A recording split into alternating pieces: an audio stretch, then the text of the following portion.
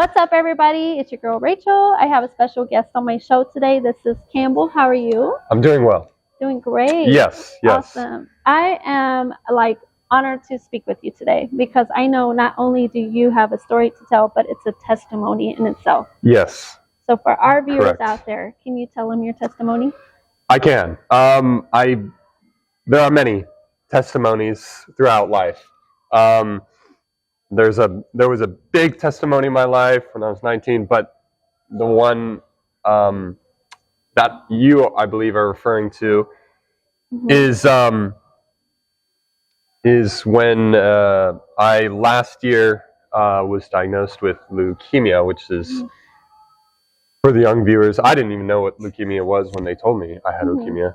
So that's basically blood sickness. Like your blood is totally whack and it's not healthy anymore. And if your blood's not healthy, you die. So, so that was what I had. And I knew I had that because, well, I didn't really know, but I knew something was wrong when the gums above, like, holding my teeth together were completely swollen. My neck was swollen. Honestly, it looked like I had a bunch of muscle, like so much more muscle than I do now. And sometimes I aspire to look like that again. But it was not real. So it's a fake hope. I was very sick, and my blood was very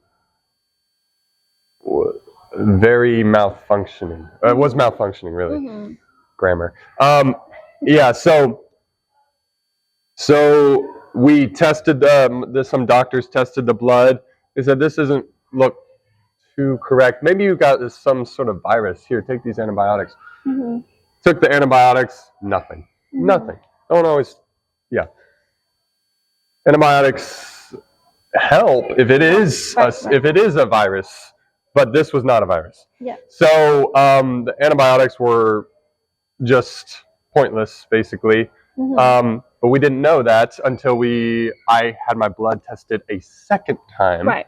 And then they said, "Wow, the reading from your blood is very abnormal, and it's not good, so we're going to have to keep you here at this hospital." And it was a big hospital, Presbyterian Hospital in Dallas. So I said, okay, I mean, do what you need to do. You know, do what, say less. So they kept me there. A couple days later, I had just fallen asleep, but the doctor, what seemed like, knocked down the door. Turned the light on right in my face, and I had just fallen asleep. It was so hard. It was a long night in the hospital room. And she said, "You have leukemia." And like I said, I didn't know even what that word meant. Right. But I knew it was bad because I had heard it in bad contexts before. So yes. They proceeded to take me to the emergency care, ICU, emergency care place. Intensive care unit. Yes, that's what it is. That's what it is. Thank you. I was there for about a week, just trying to stabilize this thing. Then once it was stabilized, they put me on traditional chemotherapy regimen, which chemotherapy, if the viewers don't know, is basically just a synonym for super strong medicine. That kills your blood cells. So if the cancer is living in your blood cells, which all of them pretty much do, then even tumors, I think, don't quote me on that, but anyways, if it's in your blood cells, this chemotherapy attacks those blood cells, good and bad, kills them all, and in that way, very potent medicine. So was on a regimen, went through 3 cycles of chemotherapy, prolonged cycles. And eventually the fourth time was when I got my stem cell transplant, which needed to happen because my own blood making system had become so corrupted that they just said, let's wipe it out and start over with someone else's, which they did. So yes, I received new stem cells from this man who I don't know yet, but I'm able to meet now. So hopefully I will do that soon. But I don't know who he is, but his stem cells matched with mine. Right. So they contacted him. DKMS contacted him. He was in the DKMS registry. Right. His DNA and information. So he matched with me. They contacted him. He agreed to give his stem cells, and he just did the procedure. A couple hours left. And then a couple weeks later, I received them in this bag that went into my port right here. And super grateful for that. Yes, super grateful. And so I'm on the recovery process. Right. Post-transplant is just recovery every day. And that I've been recovering for over a year now. And yeah, it's been a good process, and the testimonial within this is that cancer, it's like a prolonged death. Right. It's like a slow death, Right. And a lot of times patients have no choice but to think about their death, think about their mortality.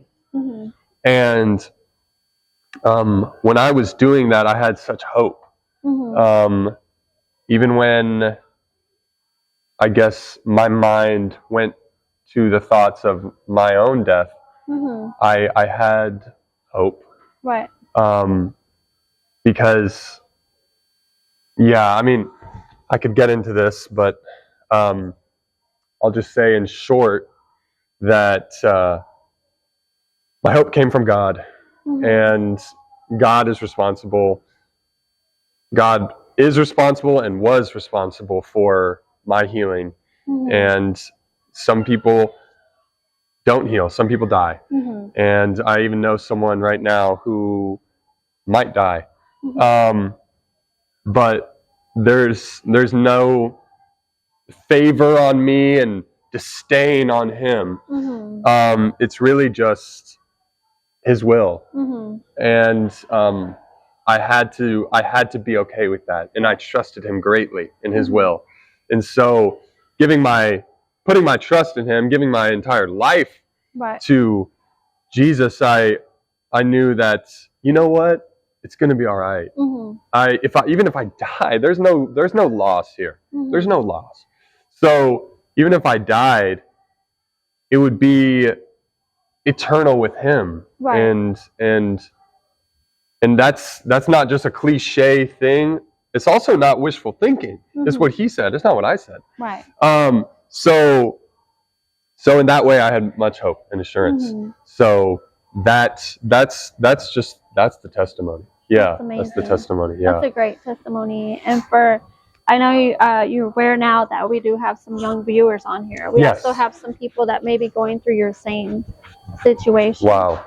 But if they're like, we have reached over 20,000 accounts. Wow. Just on YouTube. Wow. So if you could tell somebody who's going to hear this, what would you tell them about their journey? Yeah. And what they need to do?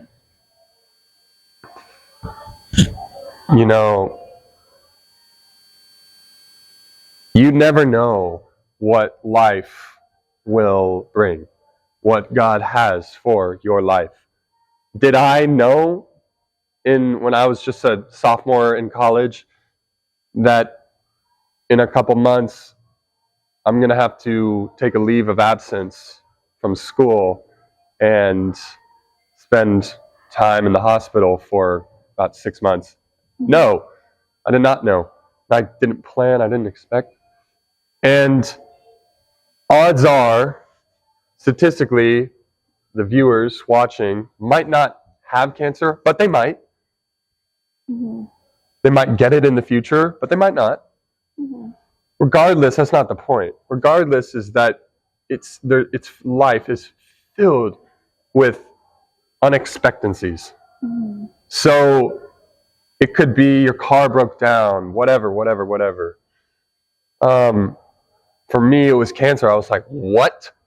I was like, wow, this is a shock. This is a shock. I didn't think I would be one of those people. You know what I mean? Mm-hmm. I even had a stereotype about people with cancer. Yeah. And then I became that. But there is, regardless of what happens, and I'm speaking from personal experience. There is hope offered, not superficial hope, not fake hope, but hope that is alive, hope that's real, hope that has no grave, hope whose bones cannot be found. You know what I mean? That's what I'm referring to. I'm referring to Jesus, and I want to say, if you doubt what I say, and if what I say is not for you, I would say, if you seek God with all your heart, you will find Him. And He said that. I did not say that. But if you seek God with all your heart, He will be found, and He will show Himself to you.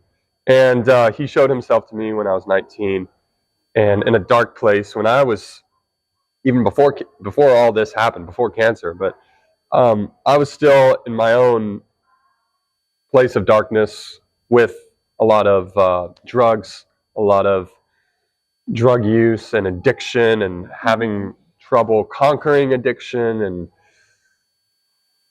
and he just saved me. He saved me completely, and not just from the addiction that I had, but from every sin I had done in the past. And that you will experience. I mean, if they take me up on it and seek God. But the thing is, what I want to just highlight is that no matter what would happen in the future for them and for me, with Christ, with God, with the God of the universe, it says. It says He's the God of Israel. He is the God of Israel. No, but He's also the God of the universe. Yeah. Moses even said He's the God of every soul. So that God will give you hope, and He will give you eternal life if you trust in Him. So that's the key, and that key, oh man, it's the key that unlocks everything, really. It's like God gave you this testimony to help others in their hope, in their journey. Exactly. Because to say my story without mentioning the most pivotal part, which was my hope in God, no matter what happened, would be a lie to people. If I said it without mentioning that, I wouldn't be saying the full story. Right. So it is a testimony, and that is what He impressed on me, even when I was in the hospital. He said, I say that, but it was more of like a sense that this would be used to help people. Absolutely. And I accepted that, and I'm grateful for opportunities like this to share. Yes. Something amazing about them is when I was in the hospital, my parents and their friends decided we want to have a cheek swab drive festival, kind of, at this restaurant, Lovers Seafood and Market, and we want to invite as many people as we can, and but how are we gonna get the cheek swab kits? By the grace of DKMS. So there was hundreds of people who showed up to this event. It before the drive, it was promoted on Dallas News. It was crazy. Like they came to the hospital and asked me some questions before the whole thing and aired that on TV. So it was wild. So hundreds, and I think it was over 1,000 or something, people showed up. And it was a mix of people physically there and people ordering them online. Ordering this kit. So without DKMS helping, there would be no people cheek swabbing, putting their information into the registry for future patients to come. So it was made possible, it was enabled by DKMS and their generosity. It's all free. So I'm like, whoa, this is too good to be true. But that's just how they roll. And they, when you receive a gift, you also want to return. You want to return the favor. And because it's free, a lot of people will support them financially. Say, wow, this was free. Let me help you out with this. So, so that's kind of the process. So we had over 1,000 people go into the registry for kids, adults, children. A lot of children get leukemia, actually. Most common cancer in children. And so there's just more possibility, more potential for all these leukemia patients to find a match. And so without DKMS, it wouldn't have been possible.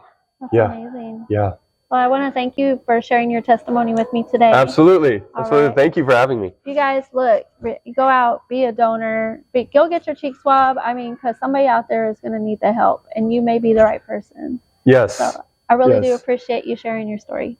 Yes, no problem. Thank you. Thank you. Thank you, guys. Hey, everybody. We are back, and I have a representative here from DKMS. How are you? I'm good. How are you? Good. Thank you for having us. Yes, of course. You tell everybody your name and what role you play. Yes. My name is Vanessa Harwell. I'm a Regional Development Coordinator with DKMS. We're a global nonprofit, and we work to help delete blood cancer and blood disorders. Oh, yes. That's such an amazing organization. So we actually met in our coffee room up in our office space.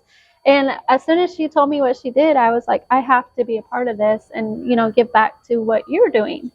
So you're Campbell's one of your recipients. Yes. He is a DKMS stem cell recipient. Okay. Yes. And tell me how that process works for somebody like somebody who has leukemia that's looking for a match. How does your organization help out? So we help patients with blood cancer and blood disorders by encouraging people who are ages 18 to 55 to do a quick cheek swab. And Campbell mentioned that earlier, but we encourage people to do a cheek swab where they fill out a form as well, and it's sent off to a lab, and they are then added to the National Donor Registry. You're on that registry till about 61 years old, where you could possibly be called to help someone in need, like someone in Campbell's case was, who's in need of stem cells or bone marrow as a second chance at life. So a lot of times people where chemotherapy is their last, they've exhausted chemotherapy and they need another option. This is the last option. So the registry is filled with perfect strangers. Most patients have to turn to this registry because they don't match with anyone in their family. So 70% of patients have to turn to the donor registry list to find a match. And I have heard that before too. So like sometimes the donors, actually majority of the time, the donors is a complete stranger. Correct. It's like not related to you at all. But as soon as you get that match, how does that process work whenever the match is made? So if you receive the call, the odds are very slim that you would even match with someone. So that's how almost really like God ordained this is, because it's a perfect, your genetic twin is what it is. And it's based on ancestry. So the more people we have into the registry, diverse donors, the better the chances that everyone being able to survive blood cancer and blood disorders. Right. So once you get the call, what DKMS does, we support the efforts by, we pay for the travel for you to go to a doctor to donate your stem cells or bone marrow. We pay for all of that. We pay for lost wages you would encounter from doing this procedure. So there's no cost to you because you're doing this selfless act of love, really, you know, to save someone's life. Then those donations are given to the patients in need, and you've given them a second chance at life. Absolutely. And I fully support this because, I mean, hearing Campbell's story was really inspirational to me. And, you know, the testimony, it's a test and everything, but, you know, that he's actually recovered. And then he had the celebration, the rebirthday. Yes, yes. Which I wish I could have been there, but I was like, I was already promised somewhere else. But it's like you're giving patients like a second chance at life. Yes, 1000%. So what we do, we give hope and we save lives. So that's what it's all about. So we do that with the cheek swab, and we celebrate it and commemorate it. Campbell's second chance at life with this rebirthday. This is his first rebirthday, and we just encourage the same community that came out to do the cheek swabs to come out again and celebrate his second chance at life. You know, so we raise funds and we celebrate with cake and just a good time. It was really good. Just cake. exactly. Again, yes. Shout out to Nothing But Cakes in Dallas. They were amazing. Yes. But yeah, it's just a great testament of the strength of the community. The Dallas community really has been in these efforts. Absolutely. And I do want to ask you, kind of like a side note, what is your favorite part of your job? Meeting people. I love the people and the stories of everyone. Like everyone has a story. Yes. And last year we did an event, and you just hear the stories of different families who have been not called to this, but essentially called to this based on like maybe a loved one was involved in or diagnosed with cancer and things like that. But how they just rose to the call. Right. I just love hearing the stories and just meeting people. That's really my favorite part of the job. Absolutely. And then another part of it is just seeing that your work is meaningful, because you do some jobs where it's like, where does my efforts go? Like we literally can see the work that we do. Right. Like it's not in vain, you know? Right. You can actually walk someone through the step-by-step process. Exactly. And you're there through the whole thing. Yes. Oh my gosh. Yeah. That's very rewarding, I'm sure. It is.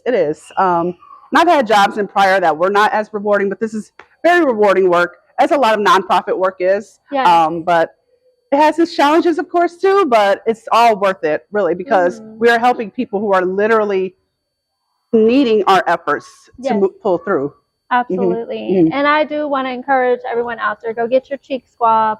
Go out there. You may be the match that somebody's looking for. And like you were saying, I mean, it can be a total stranger. So you don't even have to know someone to be a donor. But just, go out there and do it. Yes. We connect people. We have patients who live in New York, and her donating match was in Chile. We have people who didn't realize that they had certain ancestry until they got their matching donor. Like, oh, I didn't know I was part Italian, but that Italian DNA was the one that helped you survive. So it is really cool. It's really cool how we're all connected. That is so cool, like the whole process. Yes. I mean, it's also inspirational too. And I know you were saying that kids are like most likely to get leukemia first, more than the adults. Yes. So blood cancer, every 3 minutes someone is diagnosed with blood cancer. Every 3 minutes. So that's crazy, so, and 17,000 of those patients are in need of the transplant. Right. And half of those people will not get the transplant. Right.